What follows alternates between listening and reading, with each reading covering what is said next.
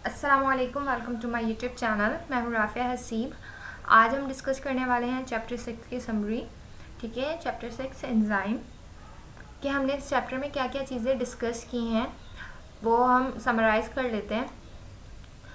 हमें पता है जितने भी लिविंग ऑर्गेनिज्म हैं उन सब में क्या होता है, रिएक्शंस हो रहे होते हैं, केमिकल रिएक्शंस होते हैं, जिसको हम क्या कहते हैं, मेटाबॉलिक रिएक्शन कहते हैं।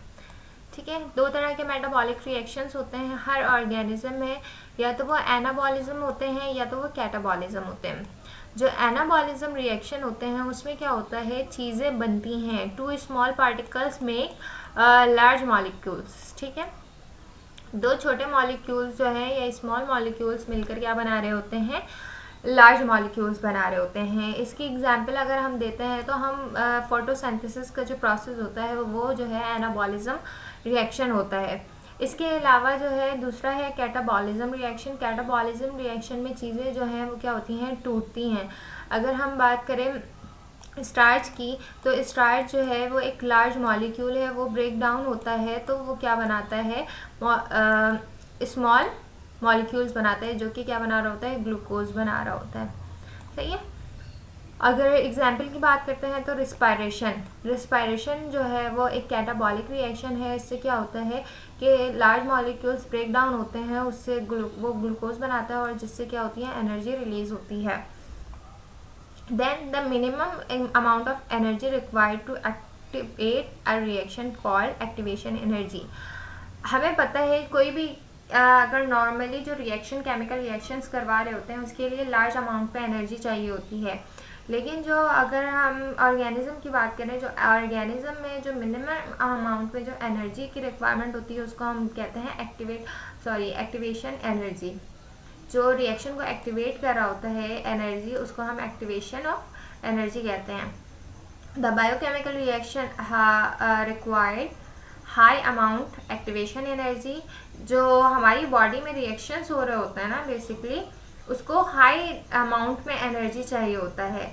तो क्या होता है कि अब ऐसा नहीं हो सकता कि हमारी बॉडी का टेम्परेचर 101 डिग्री सेंटीग्रेड हो जाए या इस तरह का, या 40 हो जाए या 45, इस तरह का नहीं होता। एक मॉडरेट है, ऑप्टिमम टेम्परेचर है हमारी बॉडी का, जिसमें जो है तमाम चीज़ें वर्क कर रही होती हैं। लेकिन ये जो टेम्परेचर होता है या एनर्जी होती है ये बहुत लो होती है, तो हमारी बॉडी में जो भी फंक्शंस होंगे तो कम एनर्जी में ही हो सकते हैं।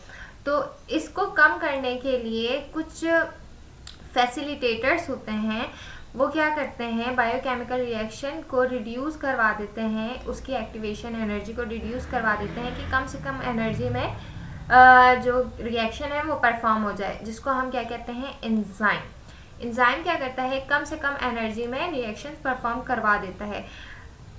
नेक्स्ट है एंजाइम आर बायोकैटलिस्ट। एंजाइम जो है बायोकैटलिस्ट भी होते हैं। कैटलिस्ट क्या होते हैं, कैटलिस्ट का काम क्या होता है, स्पीड अप कर देना रिएक्शन को। अगर कोई एक रिएक्शन हो रहा है विदाउट कैटलिस्ट 10 मिनट में, अगर हम कैटलिस्ट डाल दें या लगा दें तो वो रिएक्शन जो है उससे हाफ टाइम में या हाफ टू हाफ टाइम में परफॉर्म हो जाता है। जैसे कि अगर मैंने 10 मिनट की बात की तो वो 5 मिनट में हो जाएगा या 3 मिनट में वो परफॉर्म हो जाएगा। अच्छा, enzymes are biocatalyst made up of protein. Protein के ज़्यादातर एंजाइम्स बने हुए होते हैं, और जो प्रोटीन्स होते हैं आर 3 डायमेंशनली फोल्डेड चेन। ठीक है, इस तरह का कुछ स्ट्रक्चर होता है एंजाइम का, जो कि किससे बने हुए होता है, अमाइनो एसिड की चेन होती है विथ अ स्पेसिफिक शेप।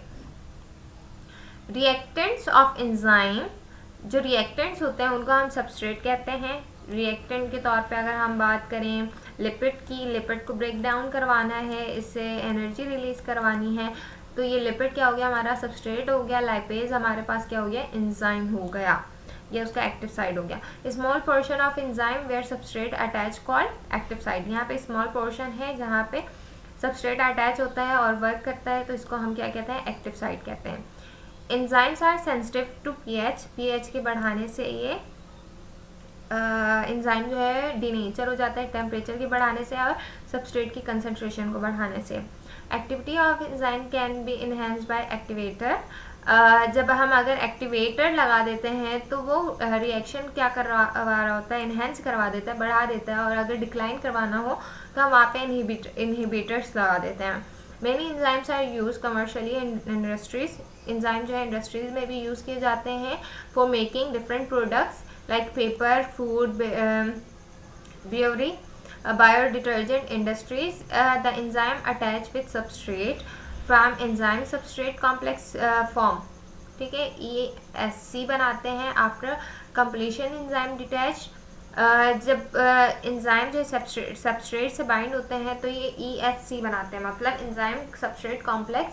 फिर जब प्रोडक्ट बन जाता है तो ये सबस्ट्रेट क्या होता है, या प्रोडक्ट जो है वो डिटैच हो जाता है, उससे हट जाता है, उससे दूर हो जाता है, और एंजाइम उसी तरह के फॉर्म में वापस आ जाता है और दोबारा से रिएक्शन करने के लिए तैयार हो जाता है। दो थ्योरीज पेश की गई थी कि एंजाइम किस तरह से वर्क कर रहा होता है। एक लॉक एंड की मॉडल पेश की गई थी, एक इंड्यूस फिट मॉडल पेश की गई थी।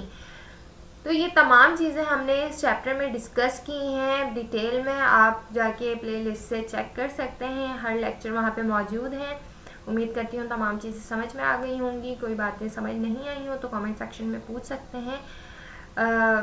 वीडियो पसंद आई हो तो लाइक कर लें, चैनल को सब्सक्राइब कर लें और दोस्तों से लाजमी शेयर करें, और बेल आइकन भी प्रेस कर लें ताकि तमाम नोटिफिकेशंस आपको मिलती रहें। अल्लाह हाफ़िज़, टेक केयर।